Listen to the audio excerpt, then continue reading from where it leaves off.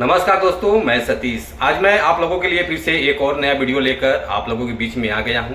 Film का नाम है दुल्हन और दहेज, जो कि इसी फिल्म के बारे में हम बात करने वाले हैं इस वीडियो में। तो वीडियो को लास्ट तक देखते रहें और जो लोग भोजपुरी बुढ़ हंगामा जो लोग अभी तक सब्सक्राइब नहीं किए हैं वो लोग सब्सक्राइब कर लीजिए। चलिए वीडियो को शुरू करते हैं। आज हम जिस फिल्म के बारे में आप लोगों से बात कर रहे हैं, फाइनली ये फिल्म एक ऑफिशियल ट्रेलर लॉन्च हो चुका है और इस फिल्म में काम किया है काजल राघवानी जी हैं।